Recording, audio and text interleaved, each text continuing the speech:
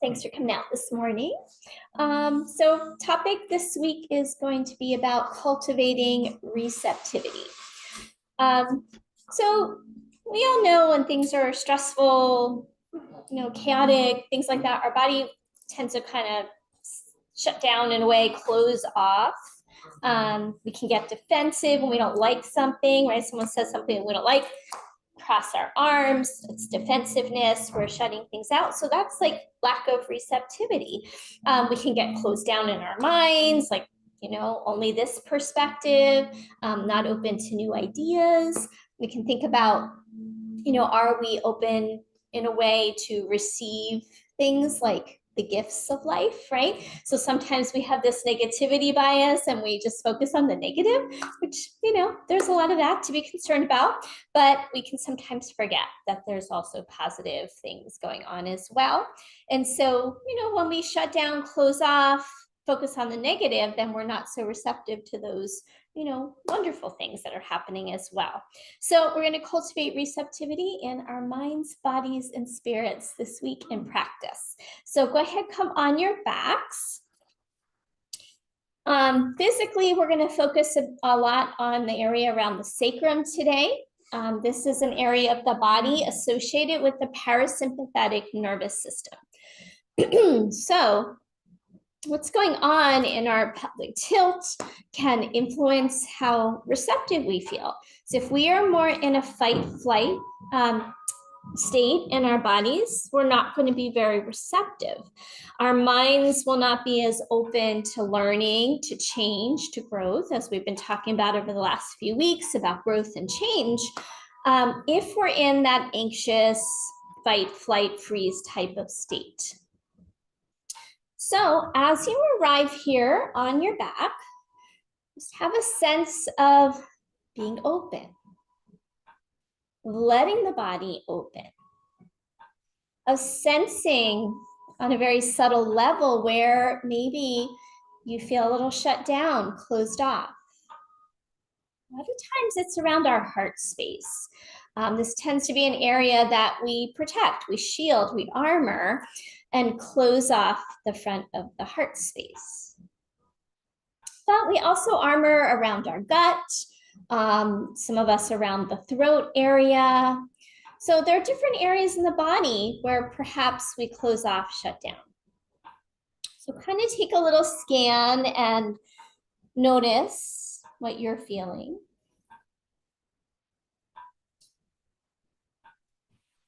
So receptivity in yoga also refers to our ability to open ourselves to the divine.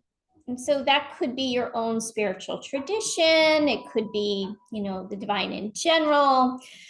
And being able to receive guidance, energy, gifts, as I mentioned, it involves a state of quietude, faith, a willingness to be acted upon rather than trying to constantly control or direct things. So that's a big one, right? So when we're being receptive, we're kind of open to like being led, being guided, as opposed to imposing our will all the time. This concept emphasizes the importance of being present, being aware, and being open to the flow of life and the lessons it offers us. And so again, when we're in that negativity bias, it often sends us into the future, right? We're looking for the worst case scenario. And I'm guilty of this myself right now in my life. So our minds have that negativity bias, and it's very prone to like predicting the future, trying to predict the future. So the mind is going to spin out, oh, what's the worst thing that can happen? And we're going to kind of catastrophize, as I like to call it. So when we're receptive, we're open to the present moment, and we're not catastrophizing. We're not thinking about that worst case scenario. So now take an inhale, and as you exhale, make fists and give your hands a little squeeze. And then slowly, slowly open and release your palms. Do that 2 more times. Inhale, make a fist, contract your hands. Feel that sense of like, closing off, shutting down, and then slowly open. And let the palms feel more receptive. Let's go ahead, turn the palms up for this next one if they're not. Turn the palms to face up. Give a squeeze on the inhale, and then release slowly on an exhale. Very good. All right. So now let's go ahead and do that in the feet. So take an inhale, squeeze the toes, contract the feet, and then exhale, soften, release, let the energy flow. Do that 2 more times.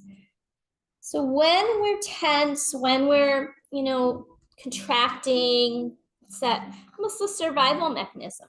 Just like that negativity bias, it really is a survival mechanism. We have to be able to look out for danger to protect and survive, but sometimes it doesn't serve us. Same thing with armoring in the body. Now let the feet relax, take a breath or two. And now let's do that feet and hands, same time. Inhale, contract. Exhale, let the energy flow. 2 more rounds. Contract, tense, and then release, allow. Let it flow. 1 more time.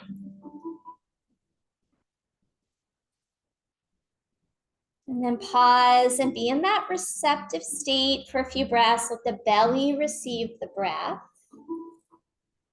And let the earth receive you. So can you, the feeling of releasing, letting go, so the earth is holding you. Now, before we continue with some more movement, I'd like you to bring to mind one thing that you're really resistant to in your life. It could be, a personal situation. It could be politics. It could be the weather. I don't know. It could be lots of different things, but something that you're very, very resistant to. Every time it comes up, feel your body's tensing up, resisting what is. And then just have a little flip of your mindset. What if I were just to allow the situation to be what it is? This reminds me of the work of a very prominent author in the self-help world. Her name's Byron Katie, and she wrote a book called Loving What Is.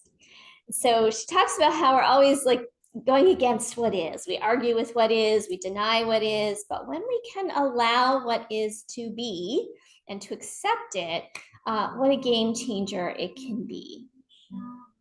So allow whatever it is for a moment, and you don't have to stick with it because we probably won't. But how would that change your stress levels if you could just allow the situation to be as it is?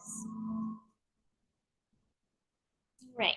So now let's go ahead and bend the knees. And we're going to take our feet up. We often end in a seaweed pose. Today we're going to start in a seaweed pose. Just the legs, let the knees be very soft, the legs be very heavy, the feet very soft, receptive in the legs and the feet. And now start to slowly rock right to left. And you don't have to go super far, but just a really slow, gentle rocking across the sacrum. So the sacrum is the bookend of the spine, along with the head, the cranium. And it controls what we've talked about before, our cranial sacral rhythm.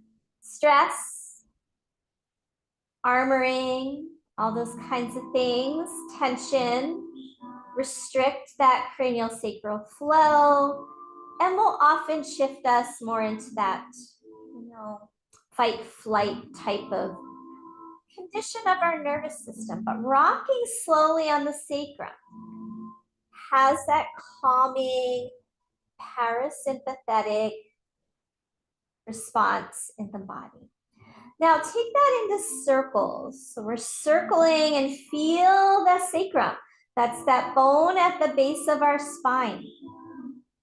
There's a lot of nerves associated with this area of the body that correspond to rest, digest, and heal. So go slowly and just kind of feel and keep all of your attention on the sacrum.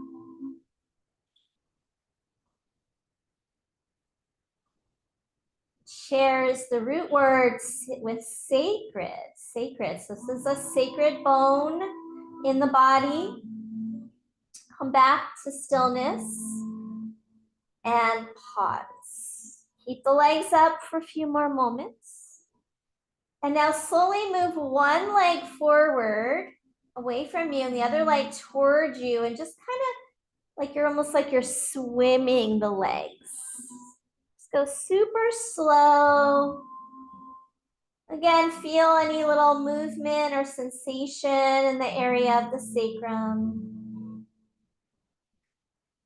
Take a few more rounds like this.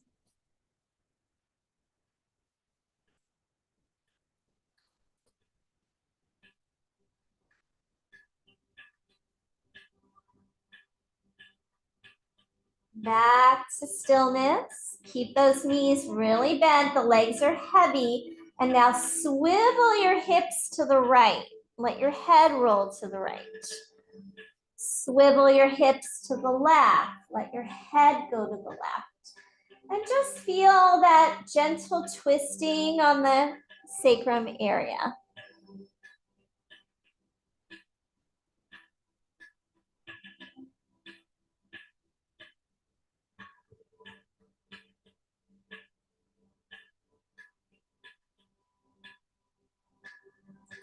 Couple more rounds.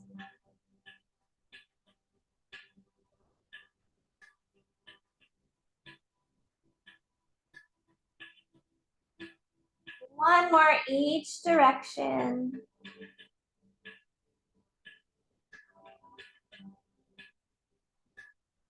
And then we're coming back to the center. Slowly float the feet back down to the ground. Take a pause.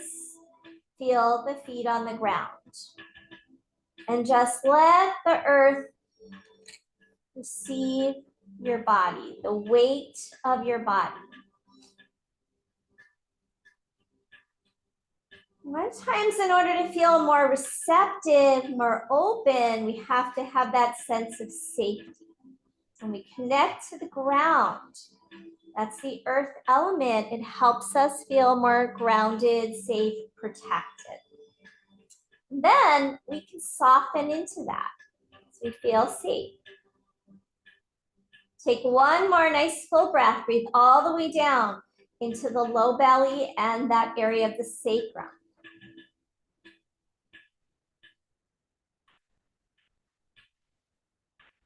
Okay, now going into our pelvic tilt. So we're going to tip the tailbone forward, lower back arches, and then flatten.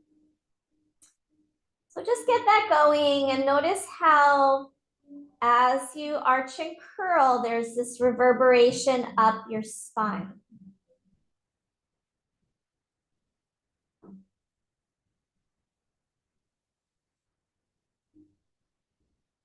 The spine responds to the subtlest of movement.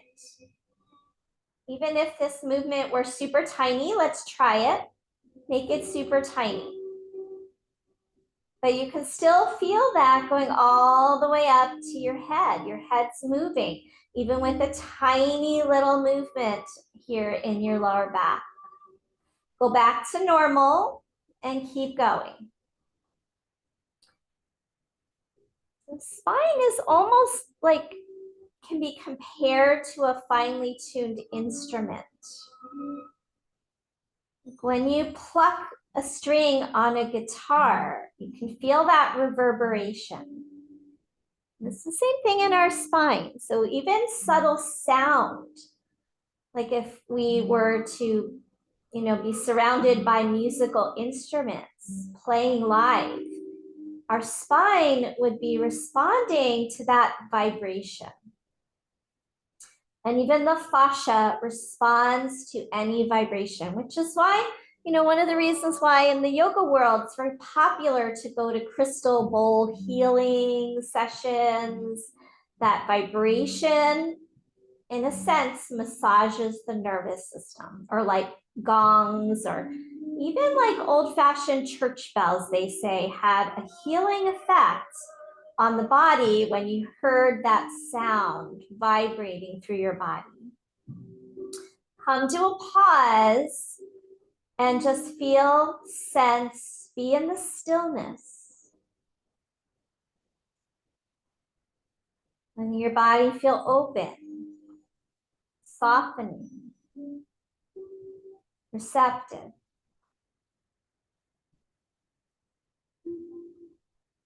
Okay, let's go into full arch and curl. Interlace your hands behind the back of your head. Now we go into that full arch and curl. So inhale, arch your back. Exhale, curl up. So at your own pace, keep going. And in your practice today, challenge yourself to stay in that receptive mode. Right? Sometimes we just start to shift in ego mode. And it's like, all right, I got to get all this done. I want to do as many reps as I can. But I want you to get out of that mindset and just move at a really slow, soft, receptive pace. When we do so, the mind becomes more receptive. And a lot of times our mind might be very closed off to trying something new. And then we start to lose our neuroplasticity. So we might see this in people we know, right? Maybe you know somebody, this class could be good for them, right? But you talk to them about it, no, not my cup of tea. They won't even try it. Or just doing new things, trying new things, being open to new ideas. Or maybe we see people that, they just have a very limited life now. So, I always bring up that example of my mom. So let's do 3 more. Her mind can be very shut down because her life has become very limited. And then it's like we're playing small. Life becomes small and we're no longer receptive to learning. After that 3rd one, go ahead and relax your arms. This time, let's straighten the legs and be in Shavasana. Is this pose we come into usually at the end of a practice. But in somatics, we take some Shavasanas throughout, little mini ones, so that our brain can process, digest, absorb what we just did. We're receptive in this moment. The brain can be more neuroplastic.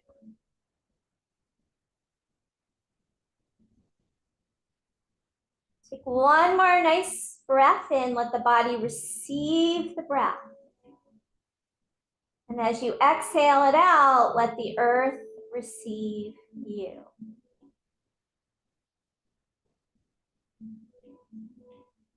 Okay, we're going to come back to bent knees. And again, a lot of work with the sacrum today, so it's nice for the lower back. Put your hands on the front of your pelvis. This is called anterior posterior shift. So I'm going to have you press your right half of your pelvis into the floor. And then we're posteriorly moving that side of the pelvis. The other side moves anteriorly forward. And now rock side to side. So one side goes posterior, one side moves anterior, and just rock across that kind of middle. You can almost feel the fused part of your spine in your sacrum. So when we're infants, this area is not a fused bone yet. And just like the skull, we always told, be careful with the baby's skull. It's soft yet, it's not fused. So then it becomes fused, those lower vertebrae become a solid bone. But we can bring fluidity into it with these subtle movements. So rocking right to left stimulates parasympathetic response. That part of our nervous system that helps us feel calm, open, receptive, even social and friendly, right? So if our nervous system is out of whack, we often are like, get away from me. I don't want to be bothered. We want to just kind of retreat. But when we're in our ventral vagal, it's called, part of the nervous system, we're social, we're engaged. We enjoy being around other people.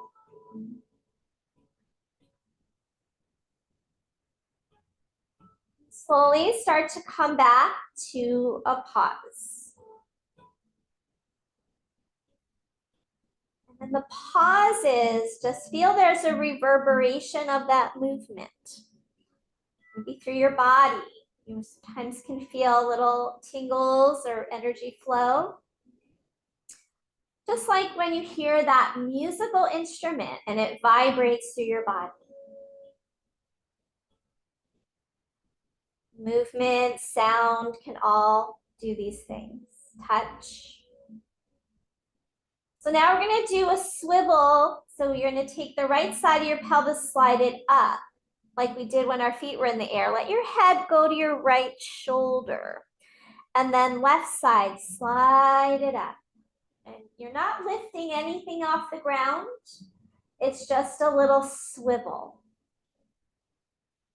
Like a semicircle swivel. Like think of how an oscillating fan goes from right to left.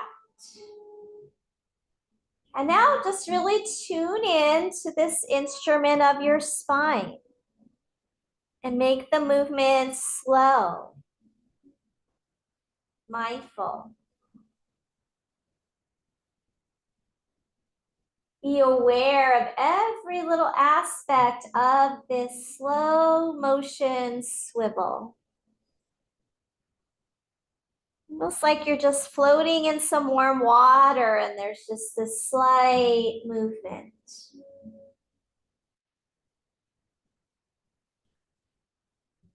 And in this way, we start to loosen up the rigidity of our lower spine. As we age, it becomes more rigid. And it can become challenging to move the legs. So we want to keep fluidity in our spine, especially the lower spine. Because that's where all the gravity and compression happen, right? The vertebrae can kind of like stack up and compress the lower discs. And that can impinge those parasympathetic nerves. As we move here, we loosen up those spaces where the nerves may be compressed. Pause and breathe.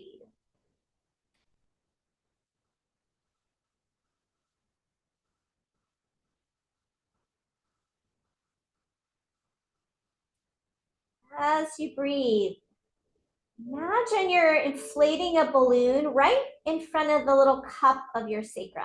So imagine the sacrum, you can kind of feel it's almost like a really shallow cup or shallow dish. And you bring your breath right into the very base of that little dish.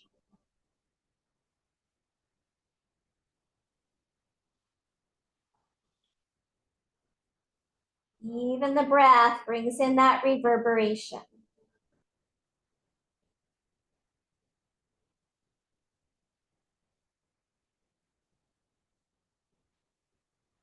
Now we're going to go into our full clock face circle. So we imagine the sacrum is a clock face. And we're going to first go 6 o'clock, 12 o'clock, 3 o'clock, 9 o'clock. and then we're gonna try and make it into a circle. So first, your same old arch and curl. Tip your tailbone down. We can maybe think of that as 6 o'clock, and then up to 12 o'clock. Do that a few times. Arms can be wherever you like, letting them relax.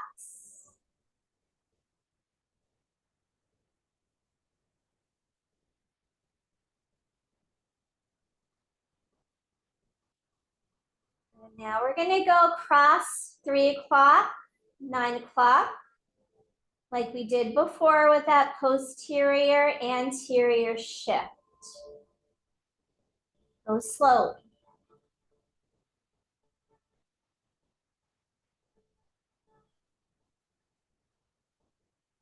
Okay, now we're gonna go into the full circle. Tip your tailbone down towards 6. Start to go over to the right, up to the top to 12, over to the side, and then back down.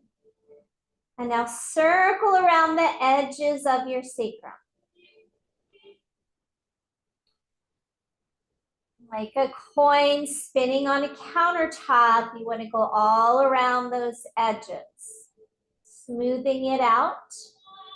If it feels more like a rectangle, try to make it smoother, more circular. And now let your head mirror your sacrum. So your head is going to make the same circle.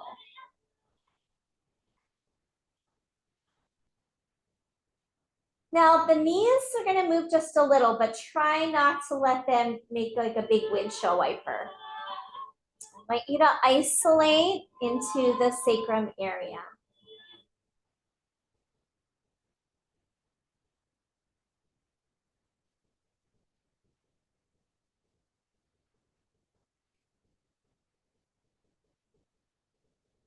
If the head work is too much, just do the sacrum.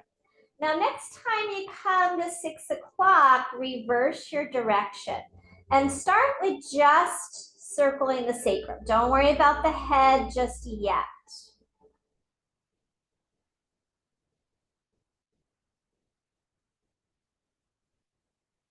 This can really free up energy that might be stagnant in the base of our spine. In some yoga traditions, this area of the body is associated with Kundalini awakening. So it is said that when we awaken, the energy moves from the dormant place in the base of our spine up to the crown of our head, and then we are aware and awakened. It's a whole like different style of yoga that I don't teach, but I did practice for many years. Pretty interesting. This association of awakening with the base of our spine. Let your head mirror now your sacrum if that feels okay for you.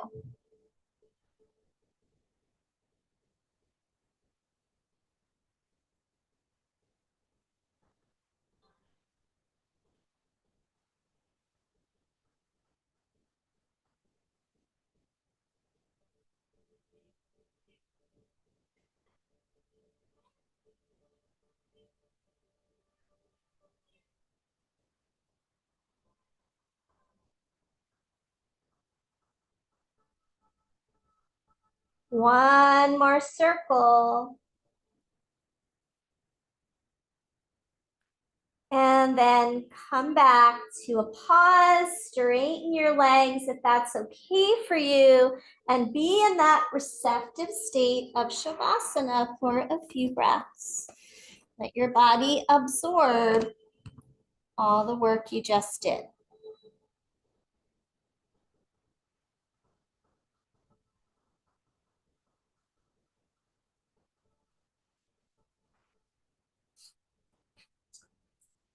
Okay, keeping your legs straight now, working with your right leg.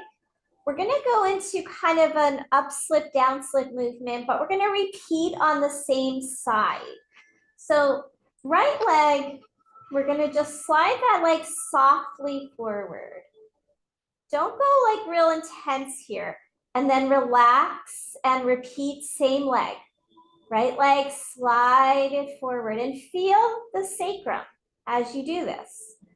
So as we slide the leg forward, there's a little bit of that twist, offsetting of the sacrum area, back of the pelvis. This whole series is also really good for, I mentioned lower back pain, but like SI joint problems, sciatica problems. A lot of that stems from compression in our lower spine or misalignments in our lower spine. So this is subtle work, and sometimes subtle work, we're like, oh, this is not going to do anything. But be receptive to the idea that subtle work can be even more effective than, really intense work when it comes to our brain, our nervous system, neuroplasticity.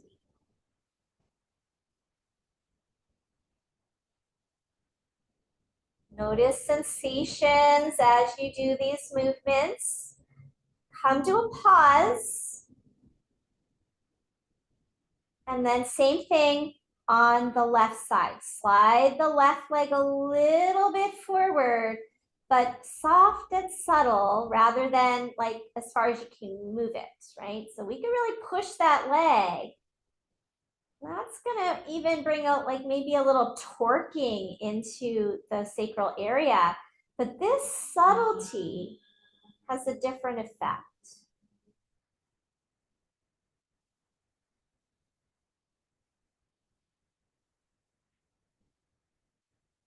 Notice sensations even in the opposite leg. So as I slide my my left leg, my right leg feels stuff too.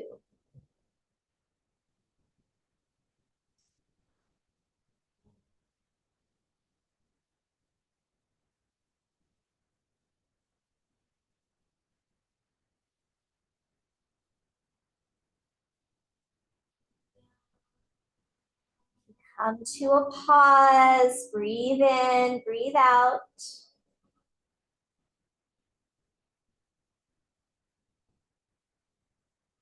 Now we're going to do the same movement pattern, alternating.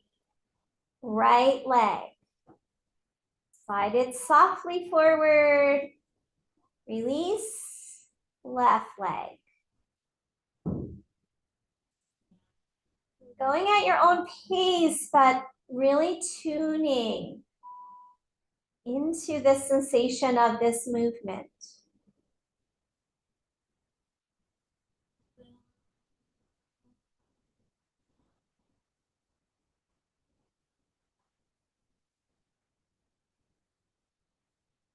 Now see if you could go continuously side to side.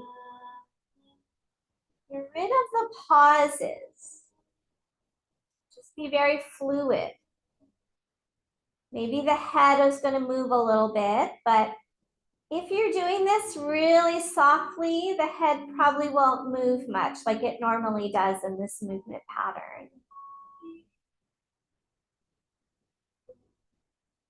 Yeah, and it's just so subtle that it's almost like you're in water and the water is moving you.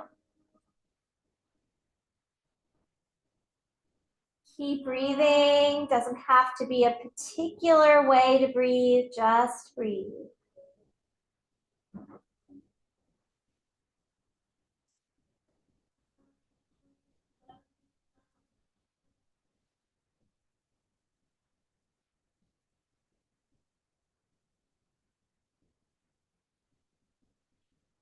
And then pause in that receptive state of Shavasana. Let your body drop.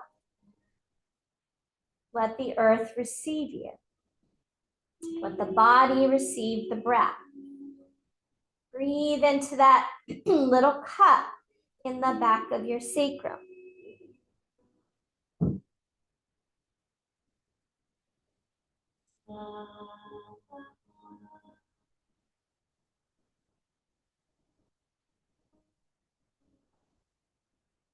All right, bend your knees, feet flat. Same movement pattern with the knees bent. We're gonna fluidly go right to left. So slide right, pelvis a little toward the foot, and then left. And just go really subtle. Feeling how it's slightly different with the feet flat. There's a little bit more pressure in the middle part of that sacrum. Let your lower back relax.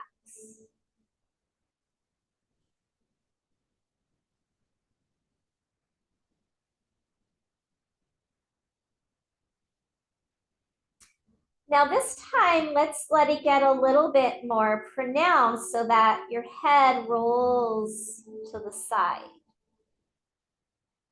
But still not very intense.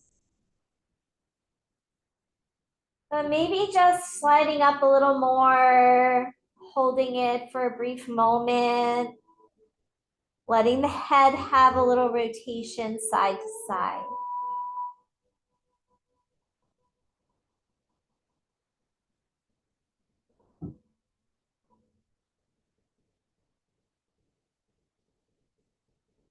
And now adding a subtle sliding of the arm.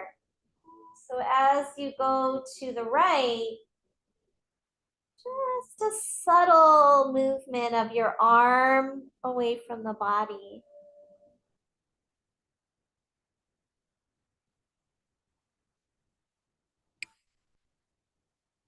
Start to slow it down so you stay in that little side bend for just a moment. And then other side. Stay there for just a moment.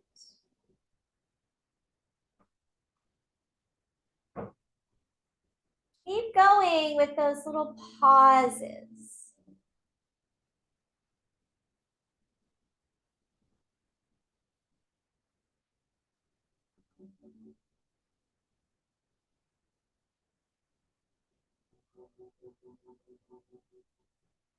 One more on each side.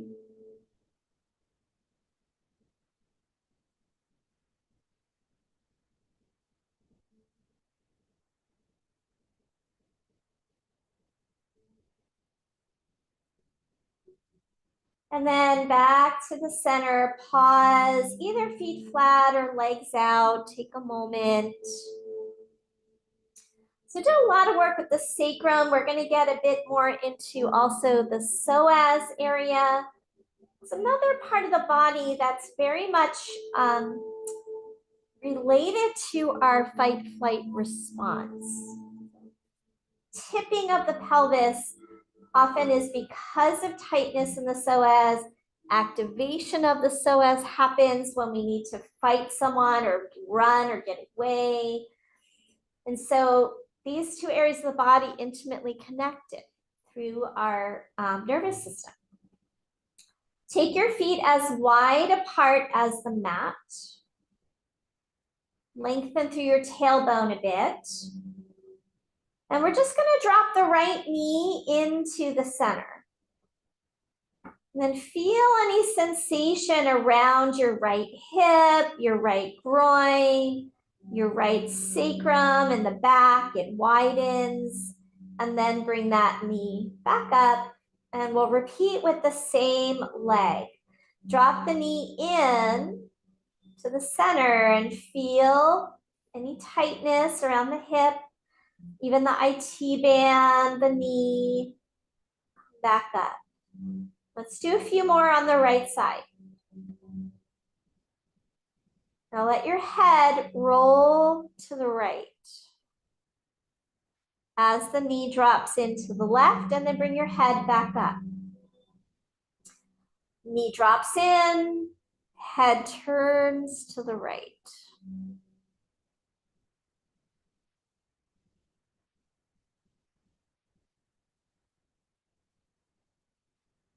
Now next time knee drops in, head turns, drop your other knee in. So your inner thighs like crisscross.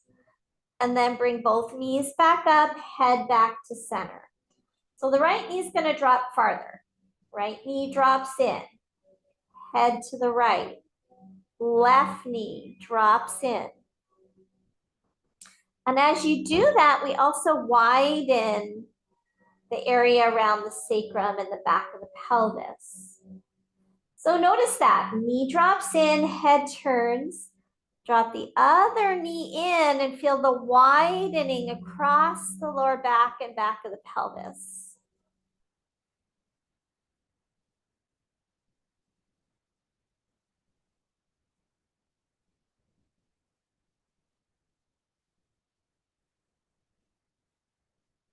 One more of these.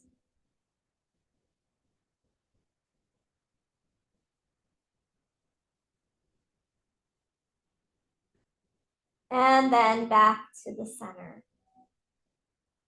A breath, pause. Keeping the feet as wide as your mat. Start dropping the left knee into the center. Take a little pause. Feel the hip, the groin, the IT band, the knee, and then back up. Do a few rounds, just the leg. Then we'll add those other pieces on. Really good to gradually add things so that we build our brain maps for each part here.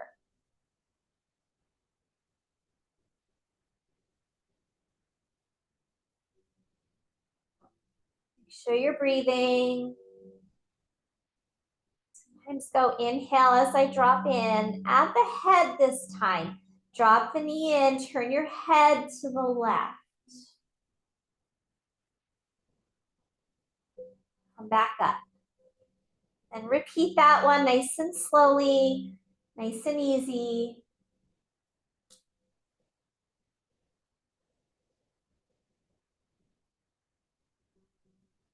Be very meditative in all that you do here.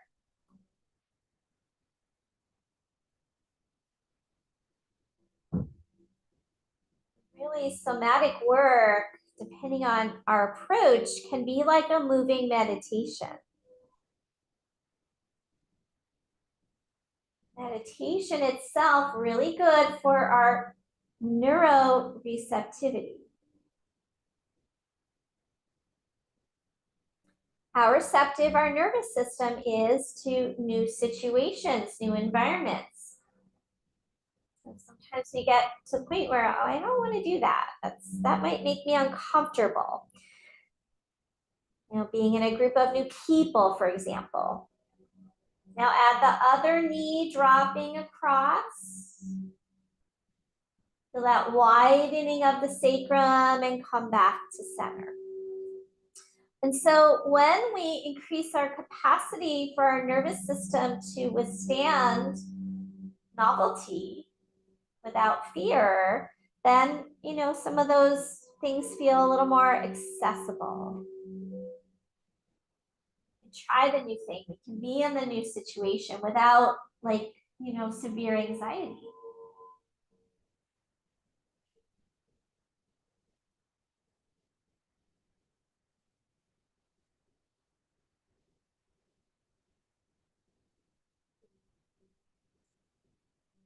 Keep your mind focused on what you're feeling, what you're doing, how you're moving.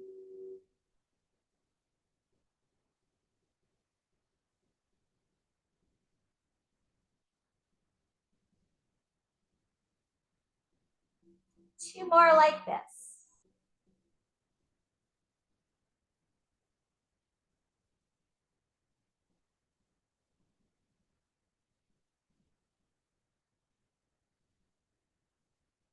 After this next one, we'll have our pause, our receptive pause. Maybe you want to straighten your legs, be there for a moment. Let go, let the earth receive you.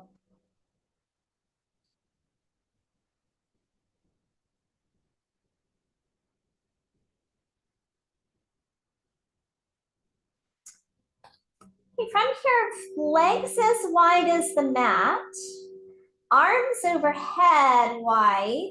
So we come into our human X shape. So we're like nice and open, nice and wide. Sometimes we can tune in to like the nervous system. How does it feel when we open ourselves up like this? Sometimes that alone can feel very vulnerable. So we want to close off. We want to pull our knees in. We want to put our arms across our chest. So can you be in this position and let the earth receive you? We're going to work with the arms. Slide your right arm away from your body. Notice the effect in your sacrum. And then relax and slide your left arm away from your body. On that diagonal, your head might roll. And now go side to side with your arms. And you don't have to go far. Remember, sometimes we'll practice more of a subtle routine, a subtle sequence.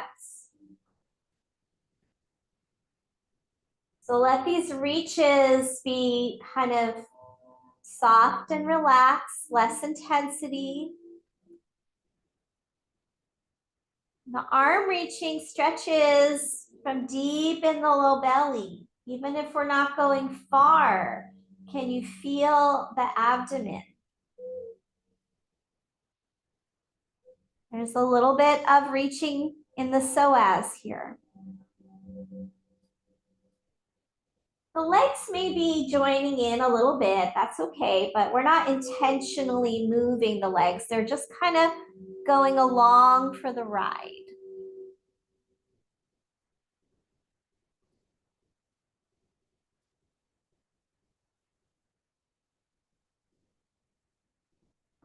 Feel your shoulder blades.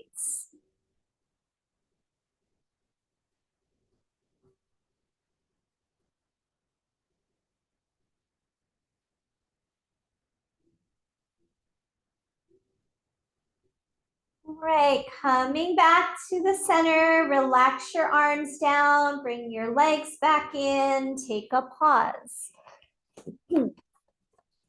Feel and sense.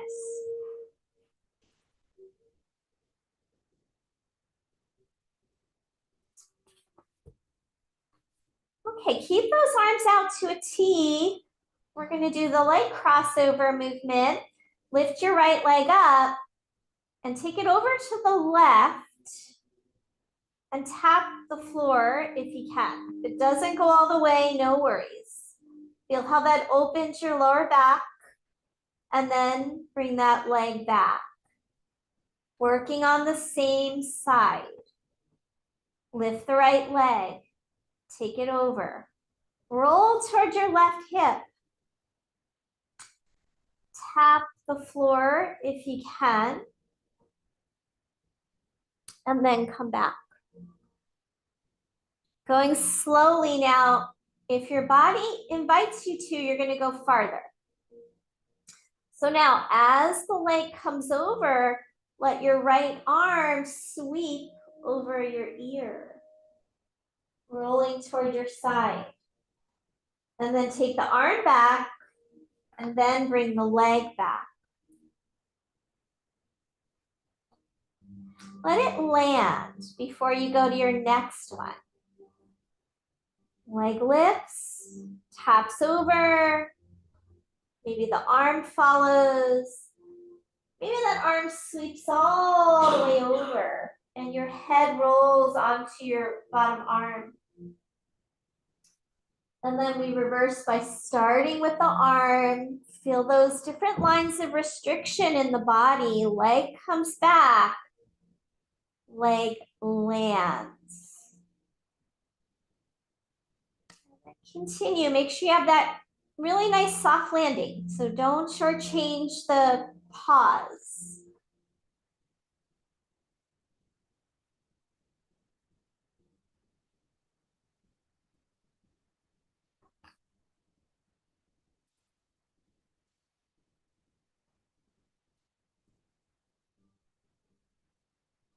Last one on this side.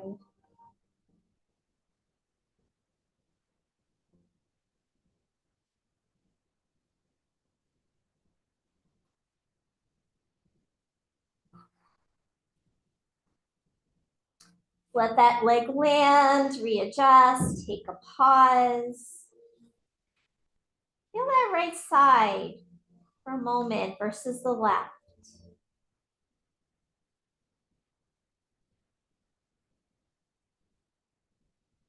Let's do the other side, just crossing the leg for a moment. So leg lifts, tap it over. And it may or may not get to the floor initially. Eventually, things start to shift a little bit and we could go farther. But we don't need that full expression right away. Sometimes we force it and we override the body. So let's try to be with those boundaries that the body's created and softly nudge them open.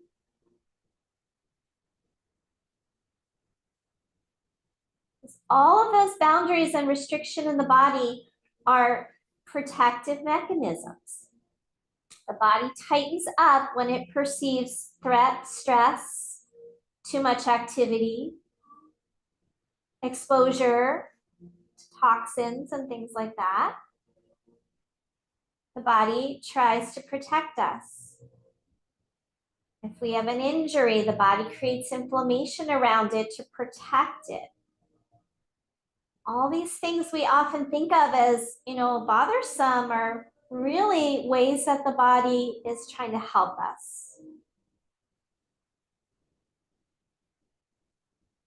Let's see if maybe you want to add the arm sweep.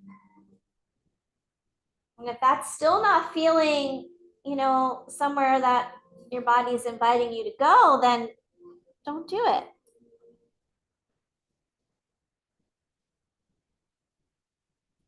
Take it slowly. Remember to land.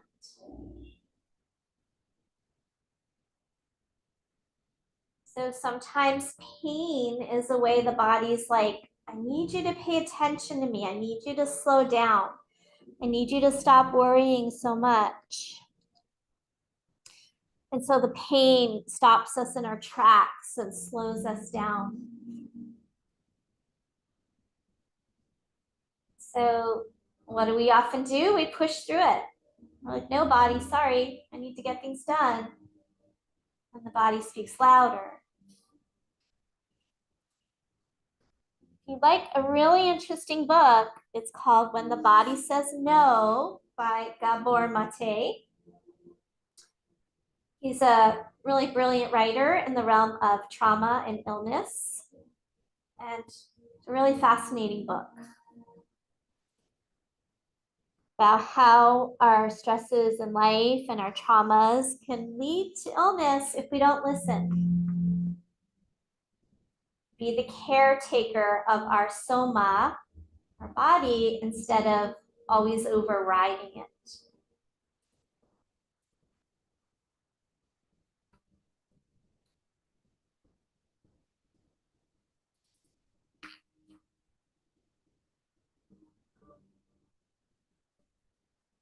One more.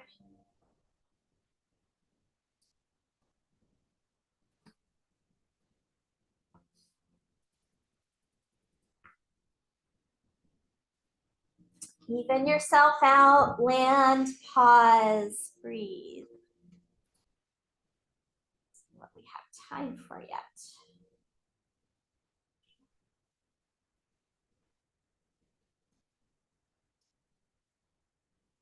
Okay. And that pause for another breath.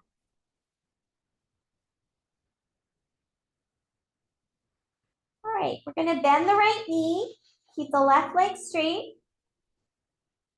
Take the right arm into goalpost position. So goalpost, the back of the palm is on the floor, the elbows lined up with your shoulder.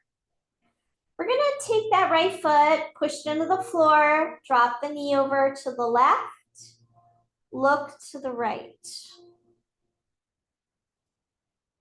And then release, land, and repeat.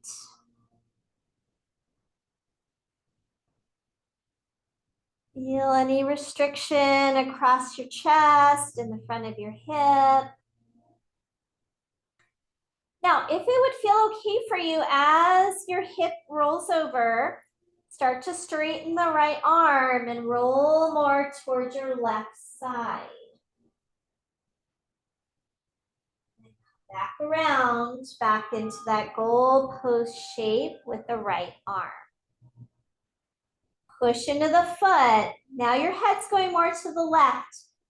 Maybe that arm straightens over your ear, roll to your side, and then come back. It's almost like that last one we did, but the foot staying on the floor, we're not crossing the leg over. Move on an inhale.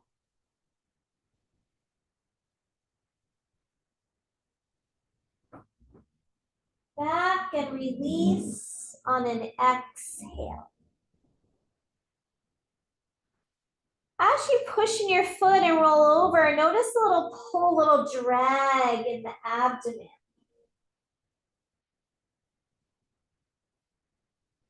So we increase our gut motility as we do these kinds of movements and we shift into parasympathetic. We may find our digestion is better. Because when we shut down, we're no longer receptive. We're also not receiving our nutrition well.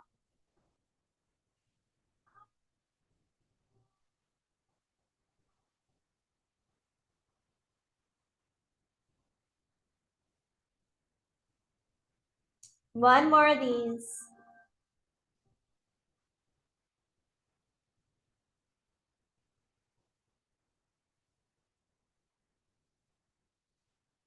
And then slide the right leg out, relax the arms for a moment. So our nervous system also governs the smooth muscle. Talked about that a while ago, but the smooth muscle is all the muscle that is beyond our voluntary control. So I cannot make my stomach do something. I can't make my intestinal tract do something. I have no conscious control. And so by coming into this more parasympathetic state, it can really help the health of our smooth muscle. And smooth muscle also responds to vibration. So again, that idea of the body as the instrument, sound can either be in harmony with our biology or it can be in disharmony. So think about like loud music that you don't like. Your body will kind of brace itself against that sound. Other side, bend the left knee, left arm goalpost, right arm at your side, could be out to a T. First couple rounds, just drop the knee over to the right, look to the left. Roll to your right hip, and then come back and land. Inhale to move. Exhale to relax. Tune in to the belly, the gut, the abdomen. And now let's see how it would feel to incorporate the arm. So as you push in your foot, start to straighten the arm. Let it come over your ear as you roll to your side. Head goes to the right.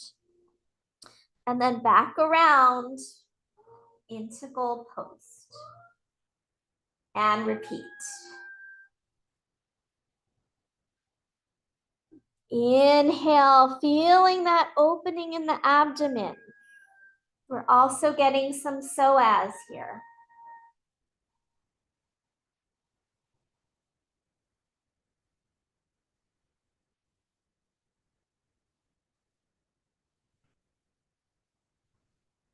Let's try a couple more rounds.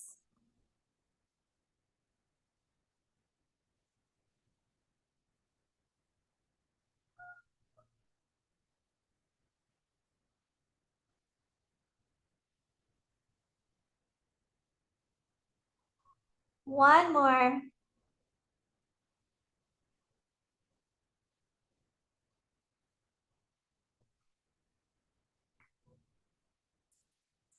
And then we're back to the center, sliding those legs out, come into your pause, take a few breaths.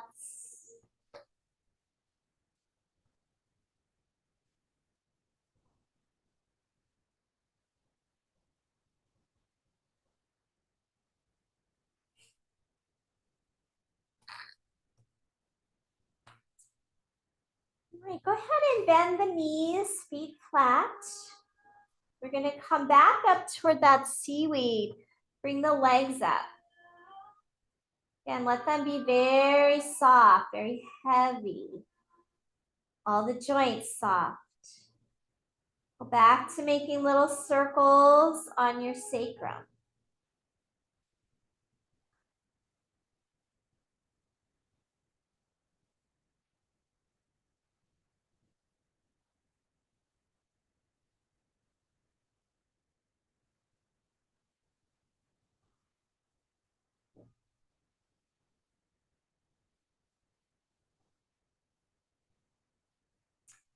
And reverse.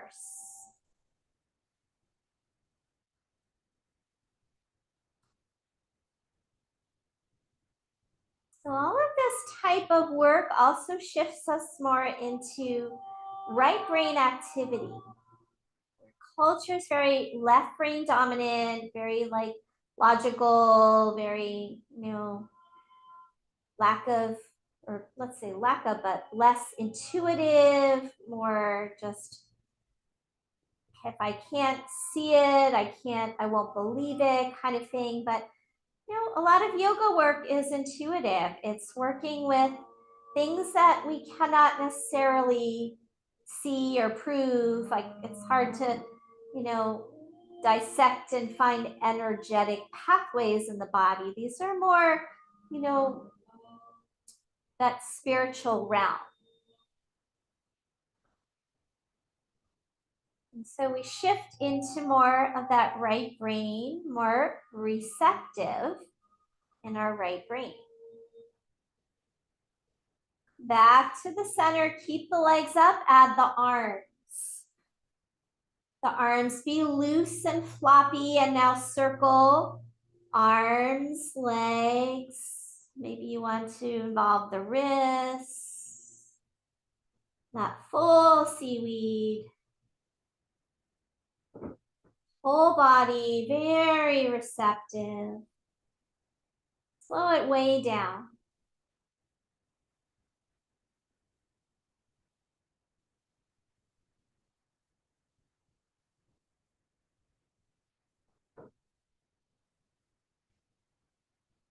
Like last week, we also tapped into some water elements. So water can increase the receptivity. Right? So if we're closed down, shut down, almost hardened up, we're less fluid. Reverse, other direction. So when we're fluid in our mind and our body, we're more receptive, more open, even more creative. Because we're open to receiving new ideas. And in order to have a creative endeavor, we need to be open to receive that idea.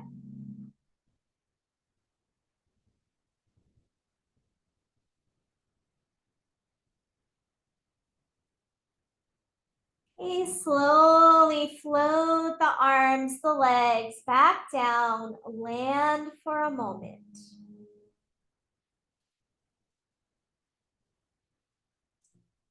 Arms out to a T, basic windshield wiper, right to left, head going opposite of the knees, paying attention to the sacrum, the lower back,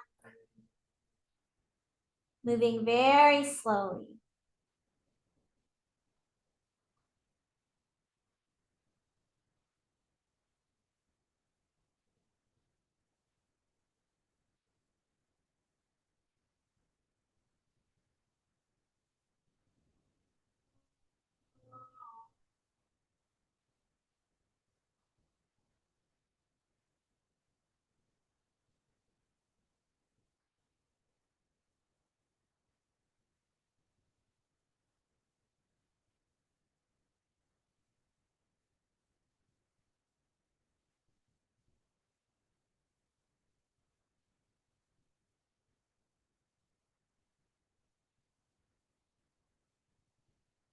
Back to the center. Bring the knees into the chest, one hand on each knee. Very slow knee circles in opposite directions. One knee to the right, one knee to the left, and then back to the center. And again, feel the subtle stimulation of the back of the pelvis as we rotate the legs.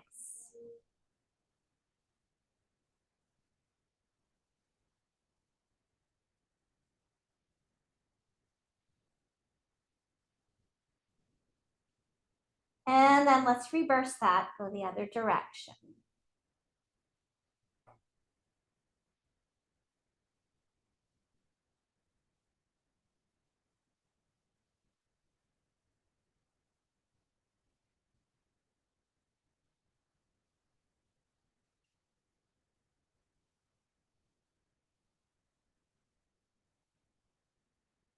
Okay, knees back into the chest, hold behind the backs of your legs. Take your knees wide, bring your feet up like a very loose, happy baby. Circle on your sacrum again.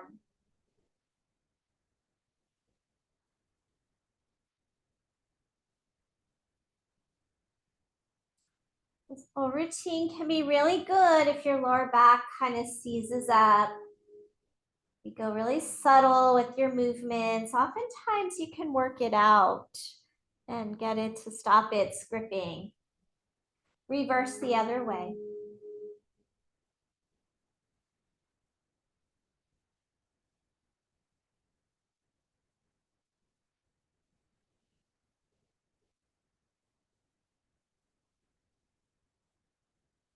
Back to center. Draw the knees in one more time. And then set your feet down. Let them land. Full breath in, full breath out. Slide your right leg out. Roll it in and out. Gently wiggle it, bounce it a few times. And that kind of reverberates up into the right half of the pelvis a bit. And then pause that leg. Slide the left leg out. Wiggle it in and out, roll it, bounce it. And then pause. And then both. Roll the legs in and out. And a little bounce. And eventually, Shavasana. And hopefully, if we've done our good work in our practice, our body now very receptive in our Shavasana. Let the ground receive your body. Let your body receive the breath. Let your body receive the benefits of the practice. Let your mind receive the benefits of the practice. And let your spirit receive the benefits of the practice.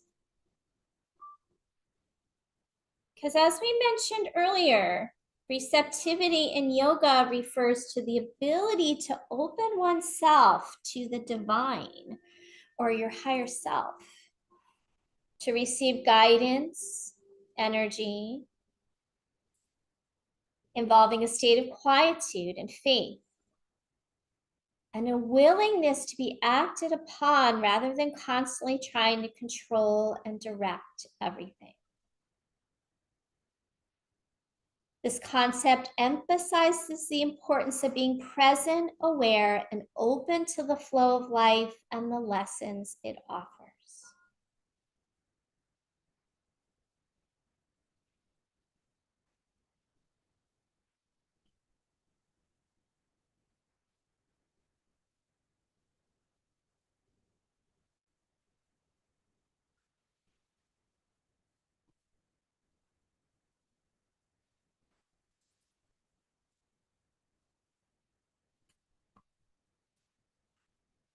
chair, final reading. This is written by Balt Rodriguez. I'm starting to understand the ones who go quiet, not out of pride, but out of necessity. The ones who disappear without warning, not because they stopped caring, but because they needed time to breathe, to heal, to figure themselves out without the noise of expectations. Life can get heavy. And sometimes the bravest thing you can do is step away and choose yourself in silence. It's not about abandoning people. It's about not abandoning yourself. Now I see the strength in those who reappear with clearer minds, softer hearts, stronger boundaries. They didn't vanish to hurt anyone. They vanished to find themselves again. And when they come back, they do so with intention, not obligation. I get it now. Sometimes the only way to truly return is to leave first.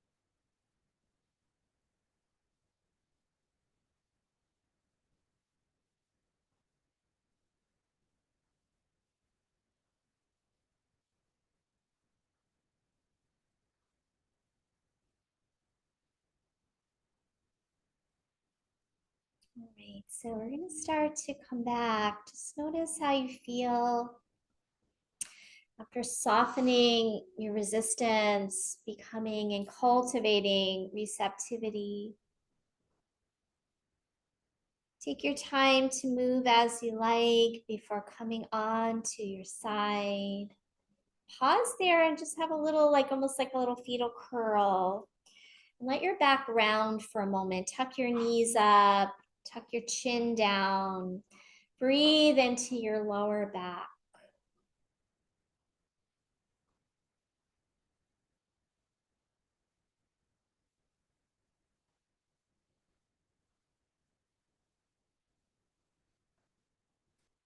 When you're ready, slowly begin to bring yourself up. Use your hands. Head comes up last. Find a seated position of your choosing. Just sit up nice and tall. Close your eyes if that's comfortable. Come into your breath. Soften your jaw, your eyes, your shoulders. And then turn your palms up. And bring your right thumb to the center of your left palm and press into the center of your palm. Like you're pressing a little seed into your palm. And then do that on the other side. Left thumb in the center of your right palm. Press. And then both palms up on your knees, feeling that residue of that little press. Palms feel open, ready to receive. A moment of gratitude for all of the wonderful things you still get to experience despite that one thing that you're very resistant to. And now in this moment, maybe even your resistance to that one thing has softened as well. Your fingers get softer, less rigid. Feel that through your whole body.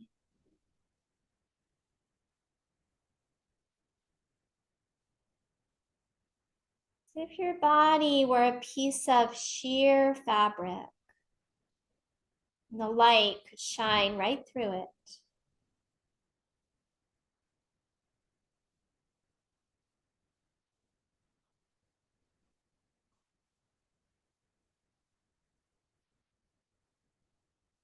And then bring those two palms together in front of your heart space. Take an inhale, exhale, bow to your heart. Namaste.